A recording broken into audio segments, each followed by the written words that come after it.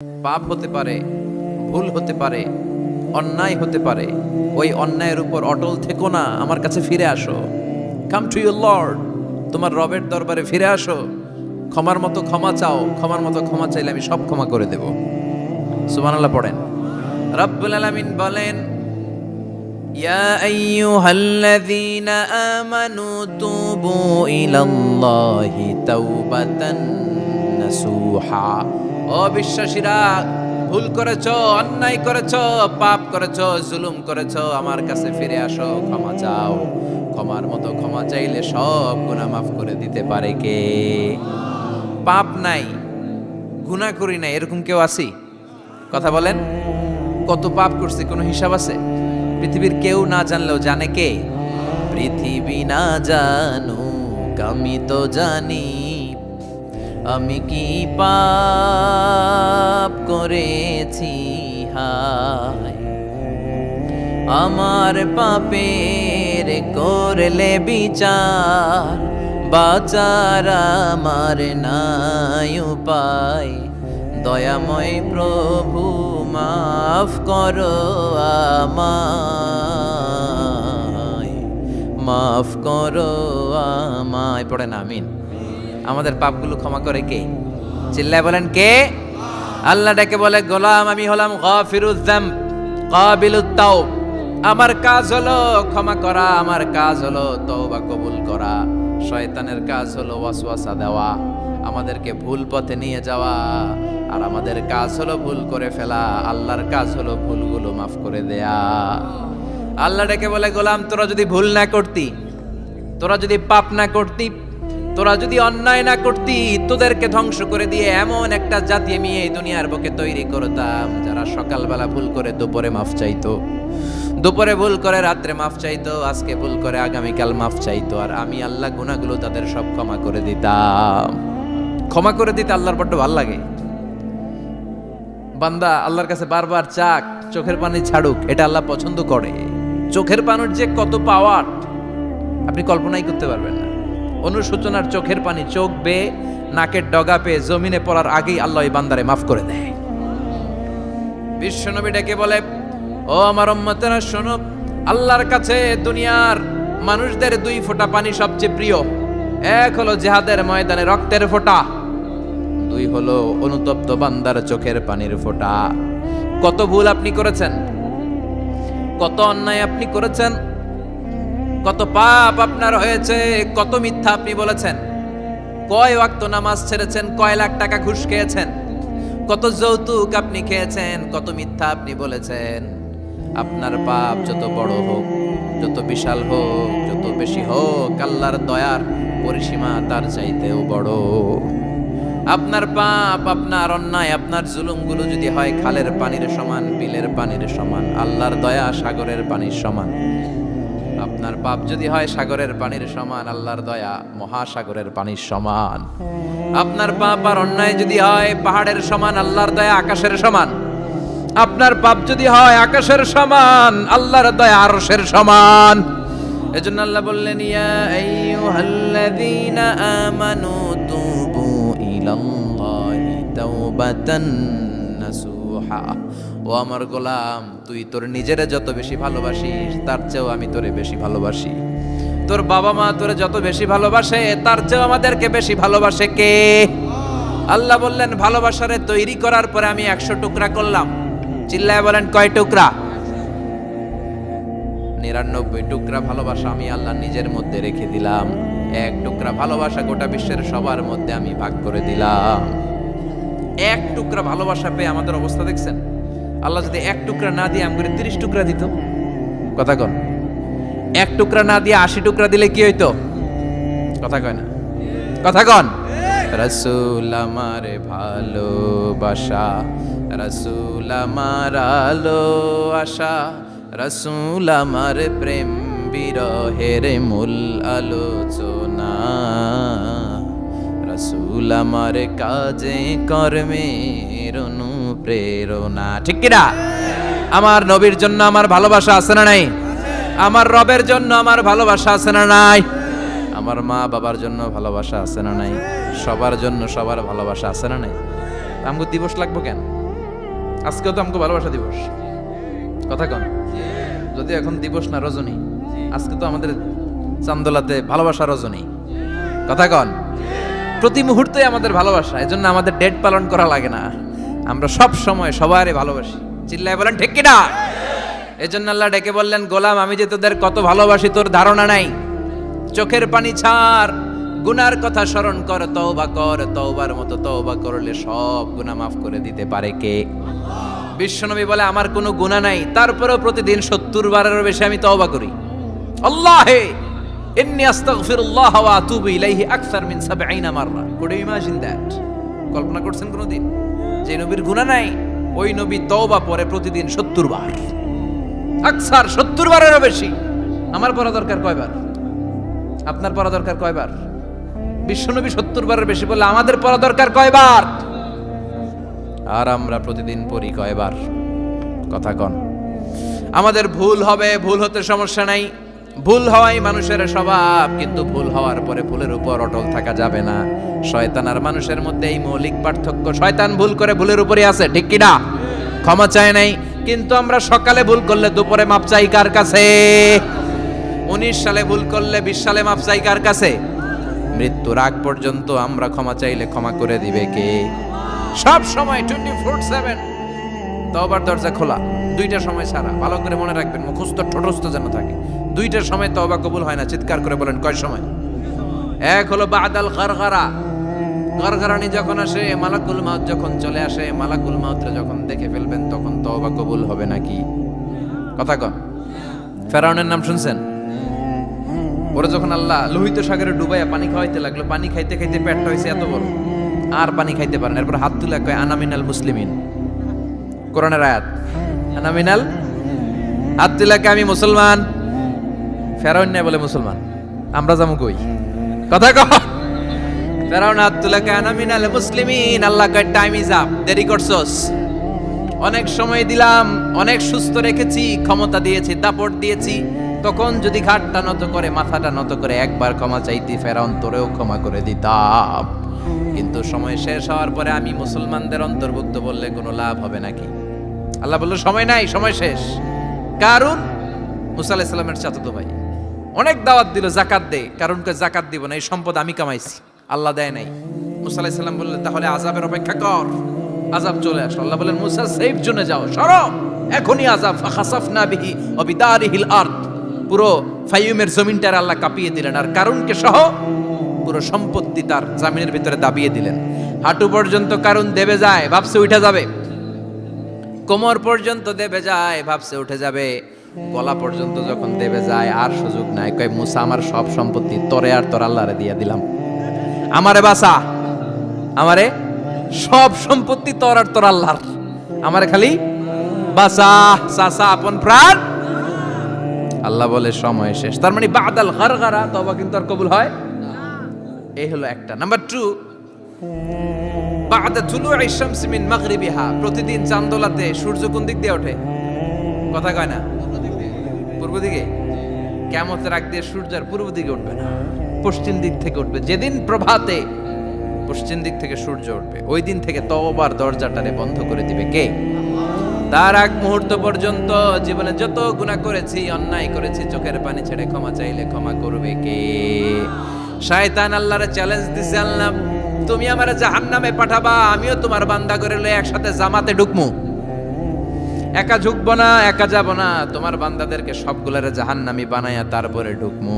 তোমারে চ্যালেঞ্জ দিলাম, একটারও জান্নাতে ঢুকাইতে পারবা? আল্লাহকে তুই আমারে চ্যালেঞ্জ দিলি? আমি তো সব রাজার বড় রাজা, মহারাজা, আমারে চ্যালেঞ্জ দেশ, এত সাহস পাইলি কই? তুই আজীবন ওয়াসওয়াসা দিয়ে পাপ কাজ করাবি, একদিন তাফসীর মাহফিলে এসে আমার বান্দা ক্ষমা চাবে, আমি মাফ করে দেবো, তুই কি করবি? আজীবন অন্যায় করবে, আজীবন পাপ করবে, জুলুম করবে, একদিন চোখের পানি ছেড়ে আমার কাছে কান্নার মতো কান্না করলে আমি সব গুনাহ মাফ করে দেব। এজন্য আল্লাহ বললেন ইয়া আইয়ুহাল্লাযীনা আমানু তুবু ইলাল্লাহি তাওবাতান নাসুহা, ভুল করেছো তওবা করো, মাফ করবে কে? সাইয়েদনা আদম আলাইহিস সালাম ভুল করলেন, দুনিয়ায় এসে শত শত বছর কাঁদলেন, কিন্তু ক্ষমা হয় না। আল্লাহরে বললেন আল্লাহ কি করলে ক্ষমা পাবো বলো? ফাতালাক্কা আদামু মির রাব্বিহি কালিমাতিন ফাতাবা আলাইহি, আল্লাহ বললেন ও আদম তোমারে কিছু কালেমা শিখাইয়া দেই, এই কালেমাগুলো দিয়ে আমার কাছে দোয়া করো, ক্ষমা করে দেব। আল্লাহ শিখাইয়া দিলেন ও আদম দুই হাত তুলে চোখের পানি ছেড়ে আমার কাছে পড়ো, রব্বানা, পড়েন, রব্বানা যালামনা আনফুসানা ওয়া ইল্লাম তাগফির লানা ওয়া তারহামনা লানাকুনান্না মিনাল খাসিরিন। এটা শিখাই দিয়েছিল আল্লাহ। আল্লাহ আমি জুলুম করেছি, অন্যায় করেছি, ভুল করেছি, পাপ করেছি, তুমি যদি ক্ষমা না করো ক্ষমা করার কেউ নাই, ঠিক কি না? আমরাও পাপ করলে এই দোয়াটা পড়ার দরকার আছে না নাই?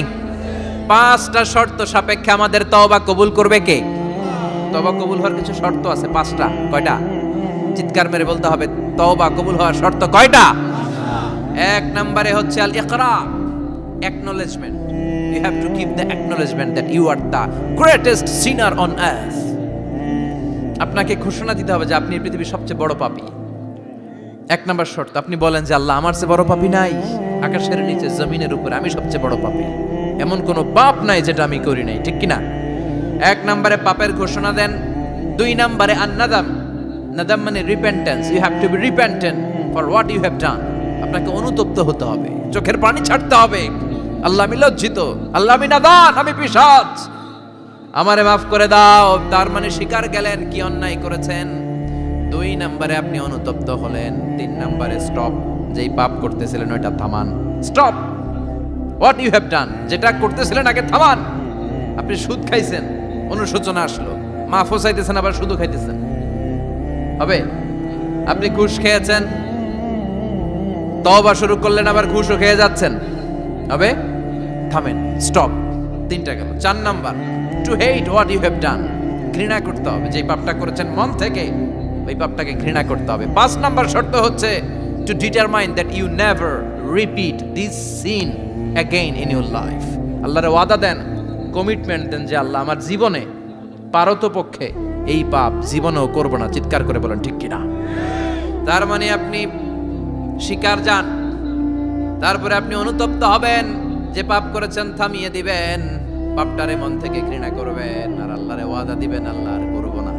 এই 5টা শর্তের আলোকে তওবা করলে জীবনের সব গুনাহ মাফ করে দিবে কে? এজন্য আল্লাহ বললেন ইয়া আইয়ুহাল্লাযীনা আমানু তুবু ইলাল্লাহি তাওবাতান নাসুহা, তওবার মতো তওবা করো, সব গুনাহ মাফ করতে পারে কে? তওবা করবেন তো? রাজি আছেন? কবে করবেন? এই মুহূর্তে তওবা করলাম, এই মুহূর্তে আল্লাহর কাছে ক্ষমা চাই, আল্লাহ জীবনের সব গুনাহ মাফ করে দাও। আমাদের দেশে তওবা করার জন্য হুজুর লাগে, কথা কন, পিসা হুজুর, বড় হুজুর, ছোট হুজুর, হাফেজ সাহেব লাগে না? হাফেজ সাহেব, ইমাম সাহেব, এদের ছাড়া নাকি তওবা হয় না। না, এটা ভুয়া কথা। আপনি অনুতপ্ত হন, আপনি চোখের পানি ছাড়েন, আপনি আপনার রবরে বলেন, ক্ষমা করে দিবে কে? ইমাম সাহেব আসতে হবে শর্ত না, পীর সাহেব হুজুর এসে হুজুরের হাতে হাত রেখে তওবা পড়তে হবে শর্ত না। আপনার রবরে ডেকে চোখের পানি ছেড়ে ক্ষমা চান, ক্ষমা করবে কে? আর প্রতিদিন শতবার পড়তে থাকবেন আস্তাগফিরুল্লাহ। আওয়াজ করে সবাই পড়েন আস্তাগফিরুল্লাহ, আর জোরে পড়েন আস্তাগফিরুল্লাহ। বিশ্বনবী বলেন মান লাজিমাল ইস্তিগফার জাআলাল্লাহু লাহু মিন কুল্লি দিকিন মাখরাজা, সব সময় ইস্তেগফারের সাথে যে লেগে থাকবে রব্বুল আলামিন তারে 5টা জিনিস দিবে। কয়টা? কথা কন, আরো জোরে সবাই বলেন কয়টা?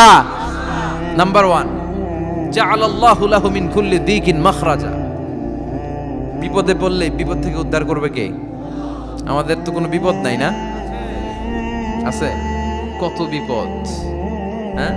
রাস্তাঘাটে দুর্ঘটনা হতে পারে, যে কোনো সময় ভূমিকম্পে পড়তে পারি, বজ্রপাত পড়তে পারে না, ঠেড়া পয়রা মানুষ নাই, আছে না নাই?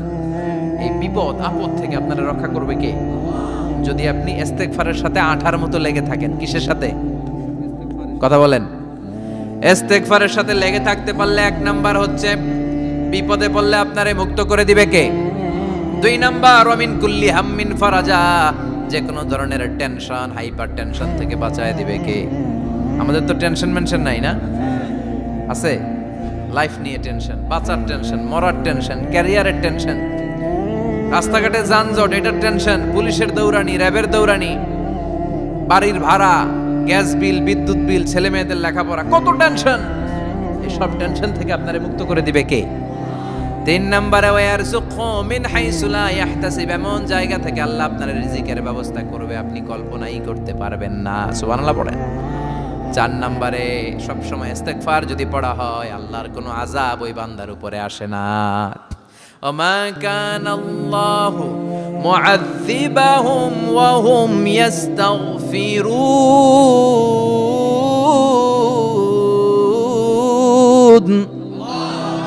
যতক্ষণ আমার বান্দা আমার কাছে ইস্তিগফার পড়তে থাকে আমার কোনো আযাব বান্দারে পাবে না। যতক্ষণ ইস্তিগফার পড়বেন আল্লাহর কোনো আযাব আপনার উপর আসবে না। 4টা গেল। 5 নাম্বার, বারবার ইস্তিগফার পড়লে রফিক ভাই আল্লাহ আপনারে মুস্তাজাবুদ দাওয়া বানিয়ে, দোয়া করা মাত্র কবুল করে নিবে কে? মুস্তাজাবুদ দাওয়া বুঝেন তো? মানে যিনি হাত তুলতে দেরি কবুল হতে দেরি হয় না। বারবার ইস্তিগফার পড়ে দেখেন যে আপনার দোয়া কেমনে কবুল হয়। এজন্য আসল ঘর হচ্ছে কবরের ঘর। কিন্তু আমরা এই মরিচিকার পেছনে ছুটে বেড়াই। ধোকা, এটা একটা ধোকা। সবাই ব্যস্ত, সুপার বিজি, খুব ব্যস্ত। কি জন্য তুমি ব্যস্ত জানে না?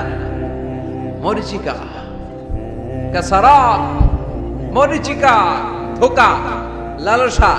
বাল তু'থিরুনাল হায়াতাদ দুনিয়া ওয়াল আখিরাতু খায়রু ওয়া আবকা। তোমরা দুনিয়ার জীবনকে প্রাধান্য দাও, কিন্তু আখিরাত হচ্ছে শ্রেষ্ঠ এবং স্থায়ী। কথাটা কার? এজন্য প্রতিযোগিতা যদি করতে হয় আখিরাত কামানোর প্রতিযোগিতা করব, ঠিক কি না? কিন্তু আমরা করি ক্ষমতা অর্জনের প্রতিযোগিতা, ক্ষমতার দাপট দেখানোর প্রতিযোগিতা, ক্ষমতার লড়াইয়ে টিকে থাকার প্রতিযোগিতা। সব আমার আমার, এই আমার কথাটা খুব খারাপ। এখন থেকে আমার না বলে আমাদের বলবেন। কি বলবেন? আমাদের। তাহলে অহংকার একটু কমবে। মানুষের অহংকার থাকা উচিত না। হাল আতা আলাল ইনসানি হিনুম মিনাদ দাহর লাম ইয়াকুন শাইআম মাযকুরা। মানুষ কি তার সৃষ্টির দিকে একটু নজর করে তাকায় না? সে কি ছিল? সৃষ্টির শুরুতে সে উল্লেখ করার মতো কিছুই ছিল না। এই যে আমরা যখন ছোট্ট ছিলাম, বয়স যখন আমার 3, 2, তখন আমি কি করছিলাম মনে আছে? স্মৃতির পাতা হাতরাতে পেছনে যেতে যেতে কত বছর বয়স পর্যন্ত আপনি ঘটনা বা স্মৃতি মনে রাখতে পেরেছেন বলেন? আমি মিজানুর রহমান আজহারি সর্বোচ্চ 3 বছরের, আমার বয়স যখন 3 ততটুকু খেয়াল আছে। এরপরে আমি আর খেয়াল নাই কি হয়েছিল আমার 2 বছর বয়সে। আমার বয়স যখন 6 মাস, I don't know anything about it, কিচ্ছু জানি না। মায়ের পেটের ভেতরে 9 মাস নাকি ছিলাম শুনছি, কিন্তু কি হয়েছে আমি জানি না। আপনি যদি আপনার স্মৃতির পাতা হাতরাতে পেছনে যান, কতটুকু মনে আছে আপনার? কত বছর বয়সে? হ্যাঁ, কয় বছর? 4 বা 5। এর আগের কথা আমরা জানি না। কিন্তু মায়ের পেটের ভেতরে আমার লালন পালন করলো কে? কত ক্ষুদ্র আমি, কত তুচ্ছ আমি, কত নগণ্য আমি। এক ফোঁটা নাপাক পানি থেকে আল্লাহ আমারে তৈরি করলো। Sperm drop, blood clot, little flesh, কিচ্ছু ছিলাম না। জোকের মতো, ব্যাঙের বাচ্চার মতো ছোট্ট মায়ের জরায়ুর দেয়ালে লেপ্টে ছিলাম। সেখান থেকে আস্তে আস্তে আমারে বড় করলো কে? আমার ভেতরে রুহের ফুৎকার দিল কে? 2টা জিনিস আল্লাহ সেট করে দিল। রুহের ফুৎকার দিল আর 2 কাঁধে 2 ফেরেশতা দিল, ঠিক কিনা? আবার যখন চলে যাব রুহও উড়াল দিবে, ফেরেশতারাও চলে যাবে। 2 কাঁধে ছিল যে তোমারে 2 জনা পাহারা, তোমারে একলা থইয়া পলাইছে তাহারা। তোমার 8 কুঠুরি 9 দরজা বন্ধ, এবার হলো রে হলো মুখে আল্লাহ রসুল সবে বলো। দুয়ারে আইসাছে পালকি নাইরি গাও তোলো রে তোলো মুখে আল্লাহ রসুল সবে বলো, ঠিক কিনা? সময় যখন শেষ উড়াল দেবে রুহটা, 2 কাঁধের ফেরেশতা আপনারা রেখে চলে যাবে। তাহলে গর্ব করার মতো, অহংকার করার মতো এই দুনিয়ায় আমার কিছু আছে? ওয়াখুলিকাল ইনসানু দাঈফা। কেন এই মেসেজগুলো আমরা মনে রাখি না? আমরা তো দুর্বল। আমরা কি সবাই বলেন? পিছনের ওনারা অনেক সবল, এজন্য দুর্বল বলতে লজ্জা পাচ্ছে। আমরা কি শুধু কি দুর্বল? দুর্বলের ঘরের দুর্বল। আমি দুর্বল, আমার বাবা দুর্বল, আমার দাদা দুর্বল, আমার 14 গোষ্ঠী দুর্বল। এজন্য আমরা দুর্বলের ঘরের এই মাহফিলের পেছন থেকে কেউ যদি বলে হুজুর সাপ, কি বলছে? আসলে সাপ নাই, খালি কইছে সাপ। এরপরে মুজাহিদদেরকে আর খুঁজে পাওয়া যাবে না, সব দৌড়। সাপ বাদ দেন, বাবা ব্যাং চেনেন না? নারায়ণগঞ্জে নাই না? বাবা ব্যাং কি করে, লাফায় না? সাপ না, সাপ তো অনেক ভয়ঙ্কর। বাবা ব্যাং, দুইটা বাবা ব্যাং এদিকে, দুইটা এদিকে, আর বাকি দুইটা এদিকে। 6টা বাবা ব্যাং যদি ছেড়ে দেয় কি হবে? ব্যাং লাফাবেন, আপনি লাফাবেন। ব্যাং আর কি লাফ দিবে? তার চেয়ে বড় লাফ দিবেন আপনি, ঠিক কিনা? তো এই তো আমাদের ক্ষমতা। ভূমিকম্প আসলে সব দৌড়, বাড়ির মালিক। ভূমিকম্প আসলে নারায়ণগঞ্জের শুধু ভাড়াটিয়ারা বাড়ি থইয়া দেয় দৌড়, বাড়িওয়ালারা দৌড়ায় না। হ্যাঁ, বাড়ির মালিক তো উনি, উনিও দৌড়ায়। ভাড়াটিয়াও দৌড়, বাড়িওয়ালাও দৌড়, সরকারও দৌড়, জনগণও দৌড়। চিল্লায় বলো ঠিক কিনা? দুর্বল আমরা, দুর্বলের ঘরের দুর্বল। এজন্য আমরা যেন অহংকার প্রদর্শন না করি। অহংকার আল্লাহর চাদর, আল্লাহর চাদর ধরে যেন আমরা না টানি। আমরা যেন বিনয়ী হই, মুতাওয়াদি। কানা রাসূলুল্লাহ সাল্লাল্লাহু আলাইহি ওয়াসাল্লাম মুতাওয়াদিআন জিদ্দান। অত্যন্ত বিনয়ী ছিলেন আল্লাহ রাসূল সাল্লাল্লাহু আলাইহি ওয়াসাল্লাম। কখনো অহংকার দেখাতেন না, কখনো অহংকার প্রদর্শন করতেন না। অহংকার করা হচ্ছে শয়তানের খাসলাত, ঠিক কিনা? খালাকতানি মিন নার ওয়া খালাকতাহু মিন তিন। সে লজিক খাটাইছে আল্লাহর সাথে। আল্লাহর সাথে লজিক খাটানো যাবে? আল্লাহ বললেন সেজদা দাও, আদমকে সেজদা দাও। সব ফেরেশতারা সেজদা দিল। শয়তান যুক্তি খাটালো, খালাকতানি মিন নার, আল্লাহ তুমি আমাকে তৈরি করেছো আগুন থেকে, ওয়া খালাকতাহু মিন তিন, আদমকে তৈরি করেছো মাটি থেকে। মাটির বৈশিষ্ট্য রেখে দিলে নিচে টপাস করে পড়ে, আর আগুন জ্বালিয়ে দিলে উপরে দাউ দাউ করে উপরে উঠে যায়। তো যেটা ঊর্ধ্বগামী, এটা নিম্নগামীকে কখনো সেজদা করতে পারে না। এই লজিক খাটাই আসে শেষ, ওর দুনিয়াও শেষ, আখিরাতও শেষ।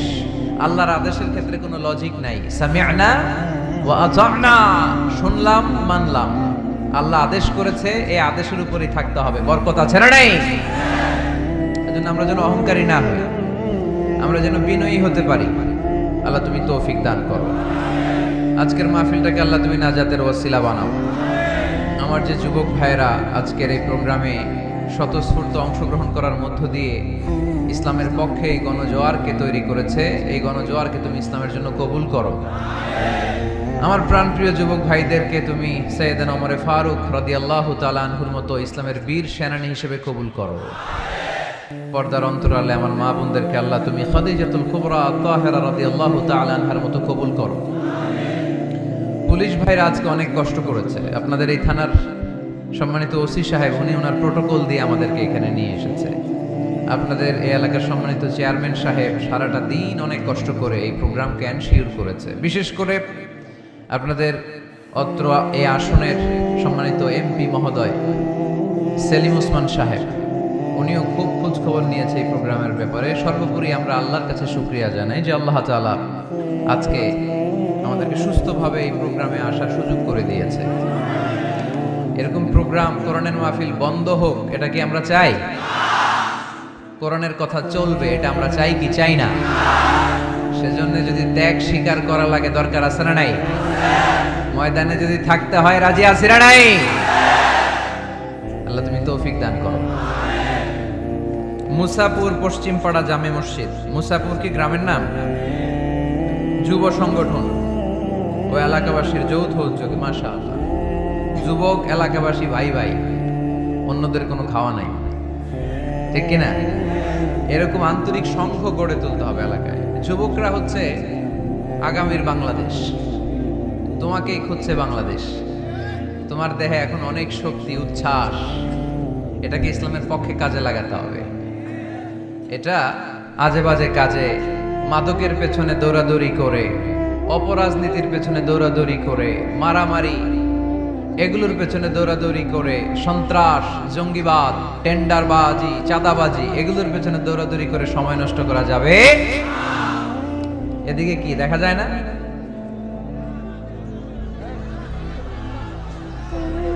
স্টেজের এই পাশে যারা আছেন একটু চাপেন, সামান্য চাপলেই ওনারা দেখতে চায়। বাস বাস বাস, একটু চাপতে হবে বোধহয় আপনাদের। মাশাআল্লাহ মাশাআল্লাহ, বসো বসো বসো, ঠিক আছে। নারায়ণগঞ্জের ছেলেরা অনেক ভদ্র। অন্যান্য জেলায় আমার আধা ঘন্টা লাগে থামাইতে, এইদিকে দেখে না, ওইদিকে মানুষের স্রোত ধাক্কা ধাক্কি, এইদিকে জায়গা হয় না। বিশাল প্যান্ডেল, 1 লক্ষ লোক বসতে পারে, জায়গা করছে, এরপরও জায়গা হয় না। সর্বোচ্চ চেষ্টা করেছে কমিটি, আমি জানি তাদের সর্বোচ্চটা দিয়ে চেষ্টা করেছে। আসার পরে তারা আবেগ আপ্লুত হয়ে গিয়েছে। খায় নাই নাকি, সারাদিন খায় নাই, অনেক কষ্ট করেছে আমি জানি। এই জন্য আপনারা সহযোগিতা করবেন। নারায়ণগঞ্জের ছেলেরা অনেক ভদ্র। গতকাল আমার এলাকায় মাতো এলেই আমি ঠিক করতে পারি নাই, আধা ঘন্টা সময় নিছে। এদিকে কয় হুজুর দেখি না, আপনি আসেন। ওদিকে গেছি, কয় এদিকেও আসতে হবে। ওরা এদিকে যে এদের সাথে দেখা করলাম, সব শেষে আধা ঘন্টা 35 মিনিট পরে এরা ঠান্ডা হয়েছে। তারপরে লোকের ধাক্কা ধাক্কি, এই গণজোয়ার এগুলো কোরআনের বিজয়ের একটা সাক্ষী, বিজয়ের একটা সাইন, ঠিক কিনা? এই বিজয়কে কি কেউ ঠেকায় রাখতে পারবে? দুনিয়ার কোনো লাভের জন্য আমরা আসছি? একজনকে খুশি করার জন্য এসেছি, তিনি কে? এই বিজয়ের জন্য যদি সর্বোচ্চ স্যাক্রিফাইসের নাজরানা পেশ করতে হয়, আমরা রাজি আছি না নাই? কারা কারা রাজি? দুহাত উঁচু করে আল্লাহর দেখায়।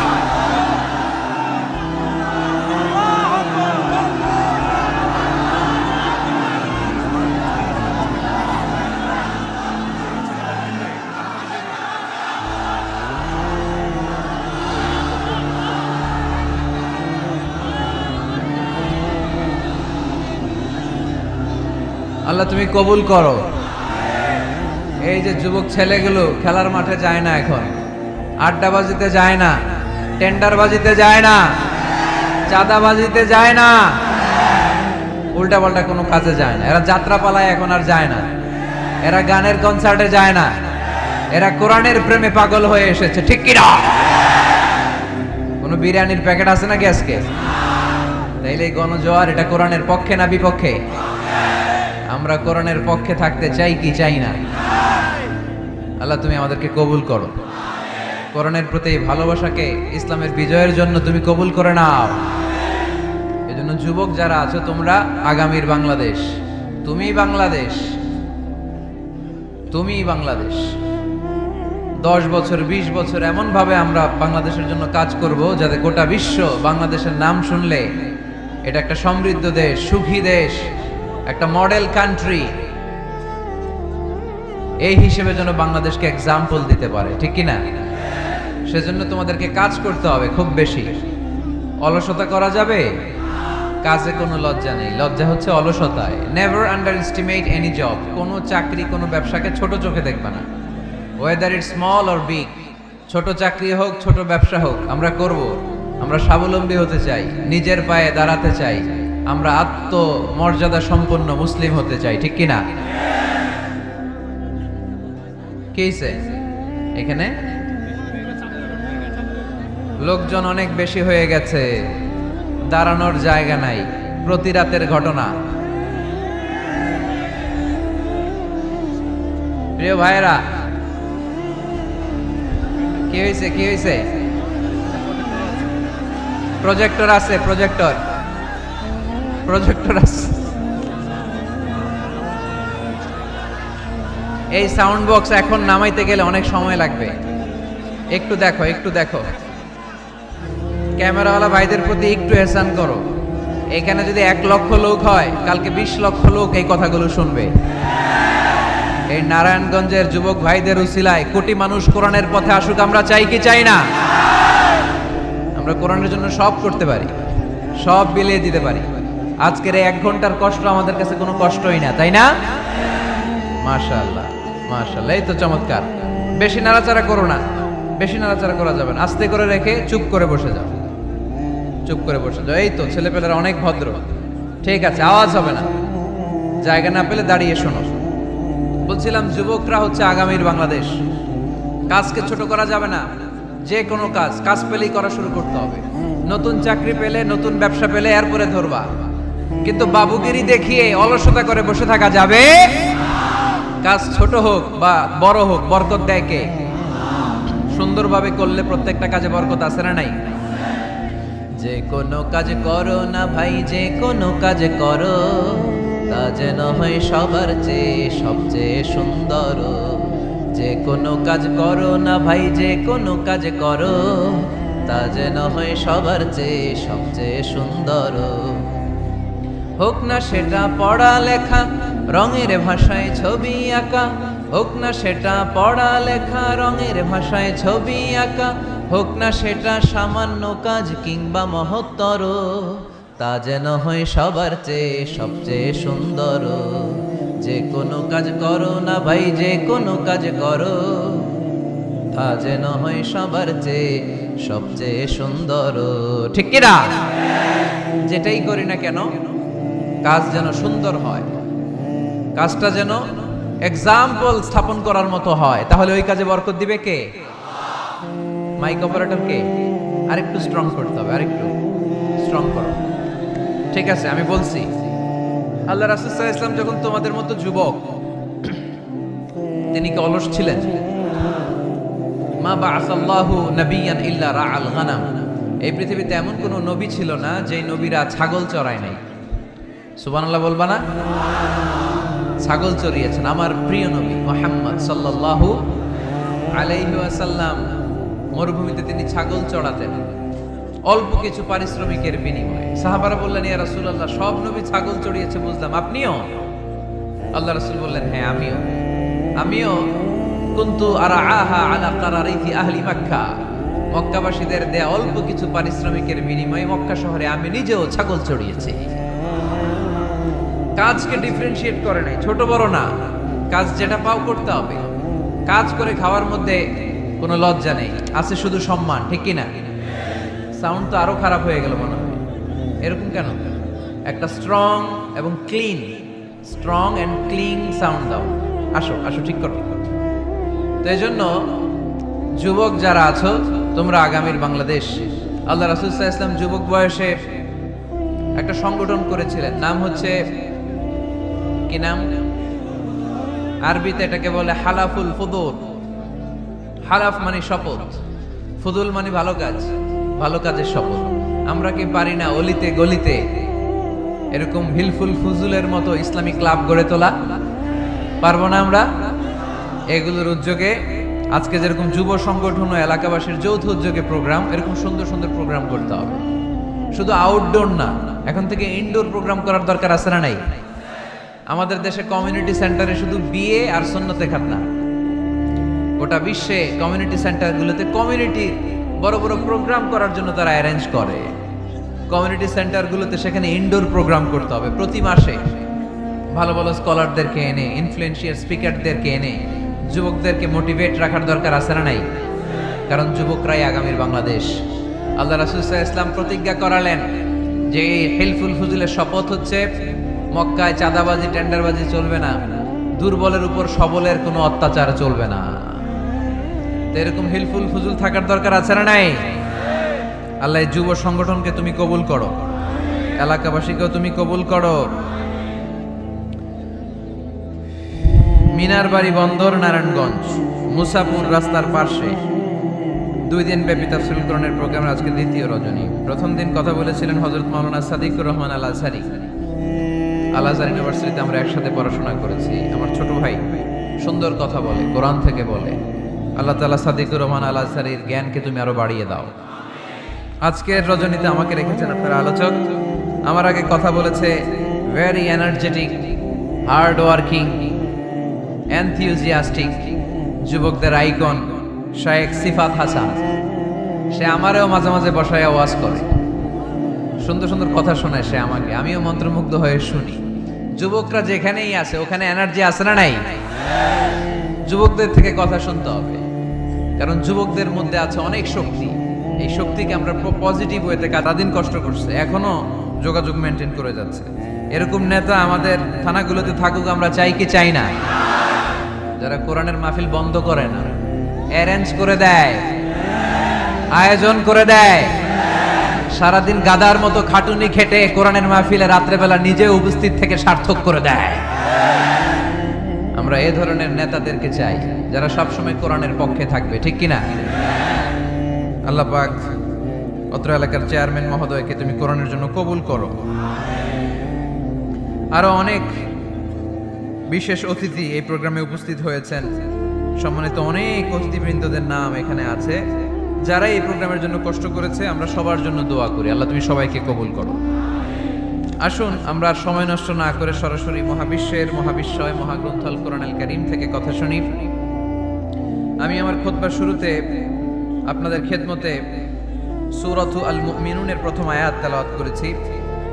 এই সূরায় আল্লাহ তাআলা মুমিনদের 7টি গুণের কথা বলেছেন, যে গুণগুলো একজন মুমিন হিসেবে আমাদের জীবনে থাকা দরকার আছে। এই 7টি গুণ আজকে আমরা জেনে যাব মানার উদ্দেশ্যে, ঠিক কিনা? ওয়াজ কি শুধু শোনার জন্য শোনা? শুনতে চাইলে তো ইউটিউবেও শোনা যায়, শোনা যায় না? ইউটিউবে ওয়াজ শোনেন না আপনারা? আমার ওয়াজ শুনছেন কারা কারা দেখি? মাশাআল্লাহ, আমরা হাত নামাই প্রত্যেক দিন। হ্যাঁ, মাশাআল্লাহ মাশাআল্লাহ মাশাআল্লাহ, আল্লাহ তুমি কবুল করো। এই ইউটিউবটারে আমরা ভালো কাজে লাগাবো। গান শোনা ছেড়ে দিছো? মাশাআল্লাহ, আল্লাহ তুমি কবুল করো। এটা অনেক ভালো কথা যে আমরা আজে বাজে কাজে আর সময় নষ্ট করি না। ইন্টারনেট ইউজ করলেও এটা কোরআনের কাজেই লাগাই, ঠিক কিনা? তো ওয়াজ কিন্তু ইউটিউবেও শোনা যায়, কিন্তু এখানে আমরা এসেছি একটা স্পিরিট নিয়ে যাব। সরাসরি কথা শোনার আর বলার মধ্যে একটা তাসির প্রভাব আছে না নাই? তো এজন্য বিশ্বাসীদের যে 7টা গুণাবলী আজকে এগুলো আমরা জেনে যাব, যাতে করে আমরা মানতে পারি, পালন করতে পারি, ঠিক কিনা? সূরাটার নাম হচ্ছে সূরাতুল মুমিনুন। সূরার নাম কি?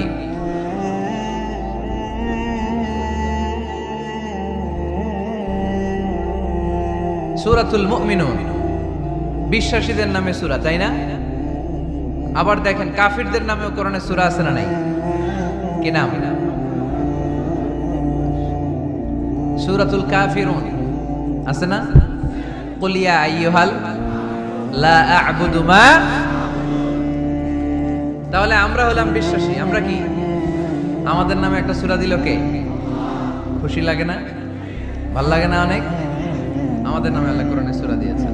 আবার আমাদের বিরোধী যারা কাফির তাদের নামে আল্লাহ সূরা দিলেন। আরেকটা শ্রেণী আছে মুমিনও না কাফিরও না, মাঝামাঝি। কি নাম? মুনাফিক। তাদের নামে সূরা আছে না নাই? সূরাতুল মুনাফিকুন। এরা বড্ড ভয়ঙ্কর।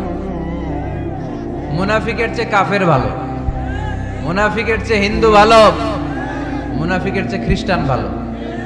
কারণ কেউ যদি কাফের হয় আমরা জানি ও কাফের, ও ইসলামের শত্রু, এটা জানি, ওর ব্যাপারে সচেতন। কিন্তু মুনাফিক সে বলে মুসলিম কিন্তু ভিতরে ভিতরে মুনাফিক। ঝামেলা আছে না নাই? ভিতরে এক বাইরে আরেক, তার নাম মুনাফিক। ভিতরে এক বাইরে আরেক, তার নাম ডবল স্ট্যান্ডার্ড মেনটেন করে। দুমুখো সাপ, এদিকেও আছে ওদিকেও আছে, এদিকেও যায় ওদিকেও যায়, এদিকেও নাই ওদিকেও নাই। নেহি এদার নেহি ওদার, তার মিয়ান মে সাদার বাদার আছে না? উপর দিয়ে ফিটফাট, ভিতর দিয়ে সদরঘাট। উপর মে পাক সাফ, আন্দার মে খালাত মালাত। উপরে অনেক পাক সাফ, ভিতরে ঝামেলা। এরা মুনাফিক। যেদিকে বৃষ্টি এদিকে ছাতা ধরে, যখন যার কাছে টাকা পয়সা আছে তারে তেল মারে। আছে না নাই? আমরা মুনাফিক হতে চাই? আমরা মুমিন হতে চাই কি চাই না?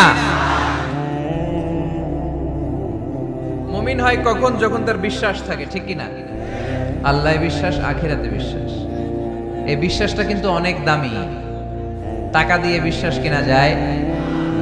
আমরা আল্লাহর উপর বিশ্বাস রাখি, আখিরাতে বিশ্বাস রাখি, নবী রাসূলদের উপর বিশ্বাস রাখি, তাই আমরা মুমিন। বিশ্বাসটা অনেক দামি। ঈমান যার মধ্যে থাকে সে হচ্ছে মুমিন। আমল পড়ে, আগে ঈমান। আগে কি? ঈমান হচ্ছে সংখ্যা, আমল হচ্ছে শূন্য। এখন ঈমান নাই, আপনার আছে শুধু আমল। শূন্য বসাতে বসাতে বসাতে বসাতে নারায়ণগঞ্জ থেকে ঢাকা, এটার কোনো দাম আছে? 2000 শূন্য আপনি পাইছেন। 2000 ফলাফল কি? শূন্য। কারণ ইমান নাই, সংখ্যা নাই।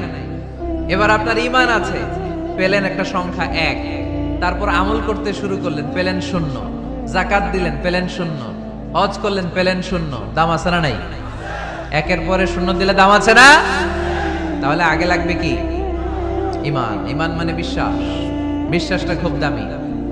এই বিশ্বাস যেন নষ্ট না হয়, বিশ্বাসে যেন আঘাত না আসে। বিশ্বাসটা কত দামি জিনিস দেখেন। বন্ধু বন্ধুর মধ্যে যদি বিশ্বাস না থাকে, বন্ধুত্ব টেকে? কথা বলেন। স্বামী যদি স্ত্রীরে বিশ্বাস না করে, সম্পর্ক টিকে? কথা বলেন। বিশ্বাস অনেক দামি জিনিস। দেখবেন বাবা যখন তার ছোট্ট মেয়েটাকে কোলে তুলে উপরে এরকম ছুঁড়ে মারে, ছোট্ট মেয়েটা খিলখিল করে হাসে। যদি নিচে পড়ে যায় ভর্তা হয়ে যাবে, তারপরেও হাসে। কারণ মেয়েটার বাবার উপর বিশ্বাস আছে, বাবা আমারে ফেলে দিবে না, বাবা ঠিকই আমাকে কোলে তুলে নেবে, ঠিক কি না? মেয়েটার বাবার প্রতি অগাধ বিশ্বাস।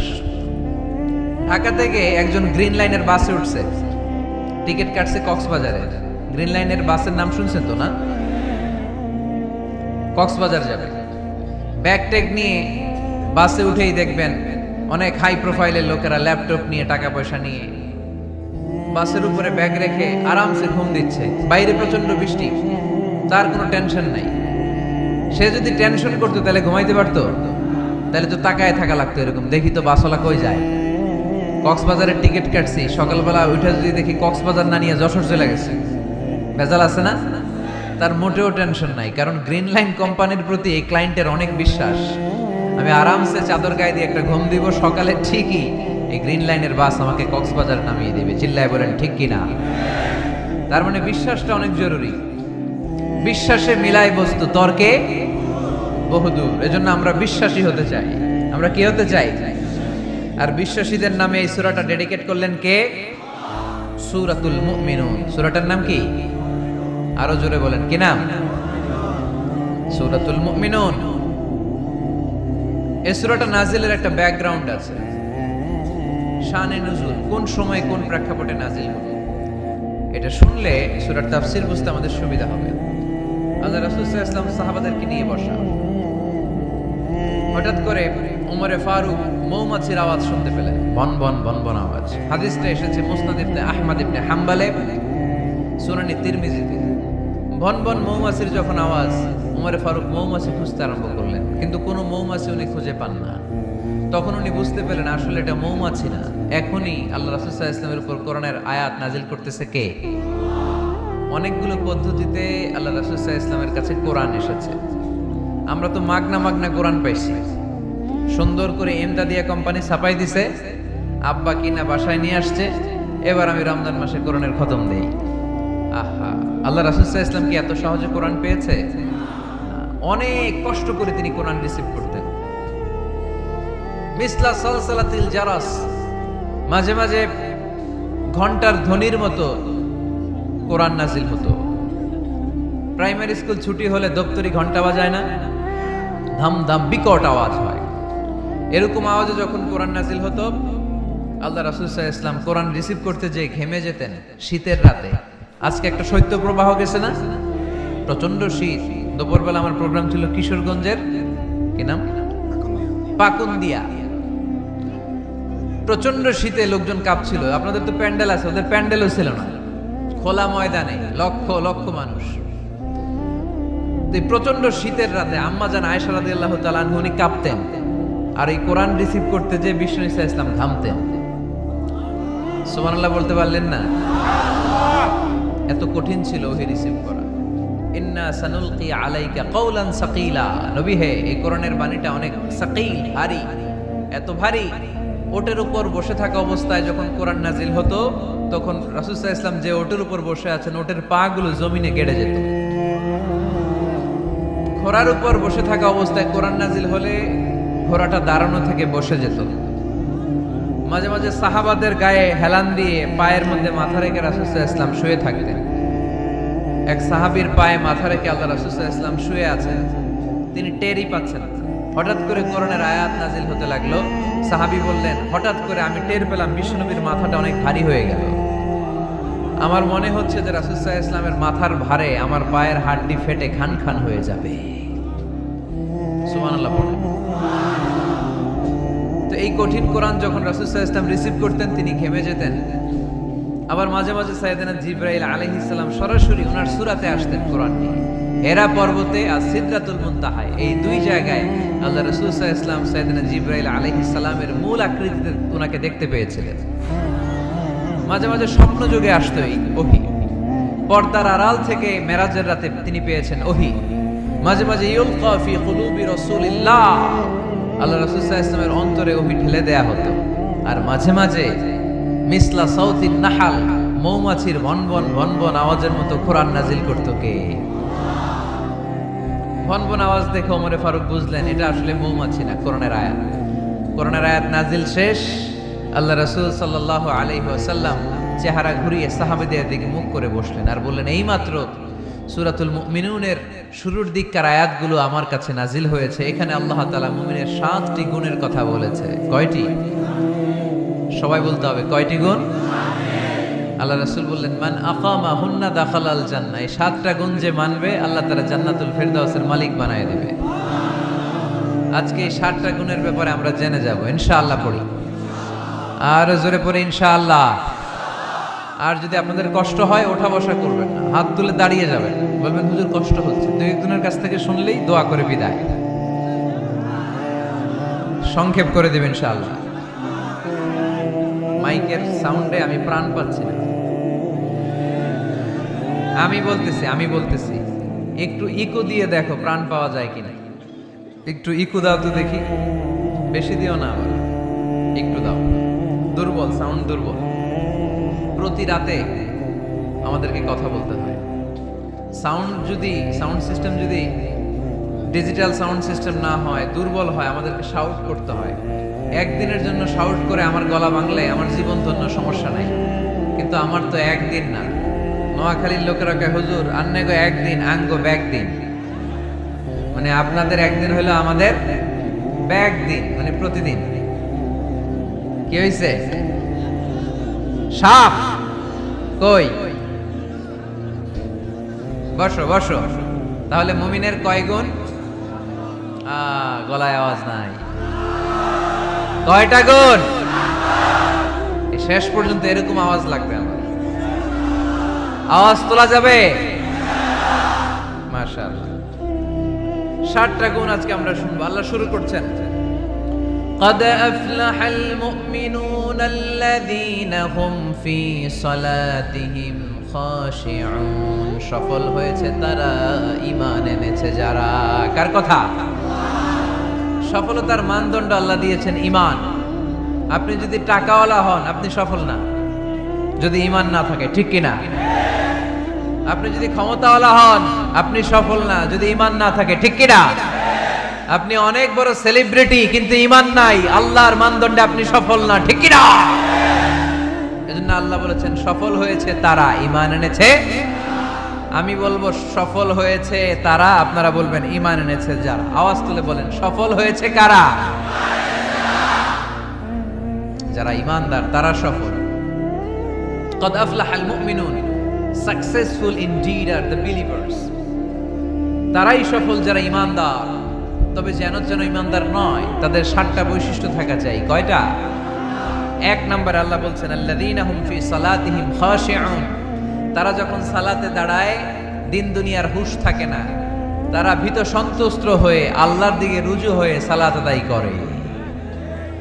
নামাজে যখন দাঁড়াবো দুনিয়ার কোনো হুঁশ জ্ঞান আমাদের থাকতে পারবে? আমাদের হুঁশ থাকবে একদিকে, তিনি কে? সালাতে কায়েম করো, সালাতে কায়েম করো, হবে সম্মানী তুমি, হবে জান্নাতি তুমি, হবে সম্মানী তুমি, হবে জান্নাতি তুমি। দিবে কাল হাসরে শীতল ছায়া আরশে আজিম, রাব্বিয়াল আলা রাব্বিয়াল আযীম। পড়েন, রাব্বিয়াল আলা রাব্বিয়াল আযীম। আলহামদুলিল্লাহ। আল্লাযীনা হুম ফি সালাতিহিম খাশিউন। শুরু হয়ে গেল মুমিনদের 7টি বৈশিষ্ট্যের আলোচনা। 1 নাম্বার বৈশিষ্ট্য হচ্ছে মুমিনরা যখন নামাজে দাঁড়ায় দিন দুনিয়ার হুঁশ থাকে না, তাদের চিন্তা তাদের ধ্যান চলে যায় একদিকে, তিনি কে? সাইয়েদনা আলী রাদিয়াল্লাহু তাআলা আনহু যুদ্ধের ময়দানে মারাত্মকভাবে জখম হলেন, আহত হলেন। পায়ের ভেতরে জিহাদের ময়দানে তীর ঢুকে গেল, তীর কেউ টেনে বের করতে পারে না, এতটাই জখম হয়েছে। তীর ধরে টান মারলে তিনি চিৎকার মারে। বিশ্বনবী দেখলেন অবস্থা বেগতিক। আল্লাহর হাবিব বললেন, তীর ধরে টানাটানির দরকার নাই, যেহেতু টান মারলে ব্যথা পায়, ছেড়ে দাও, আজান দাও। বেলাল তুমি আজান দাও, একামত দাও। এক সাহাবীরে বললেন, আমি যখন নামাজে দাঁড়াবো, আলী যখন নামাজে দাঁড়াবে, নামাজরত অবস্থায় তুমি তোমার নিজের দায়িত্বে আলীর পায়ের ভেতর থেকে তীরটা টেনে বের করে ফেলবা।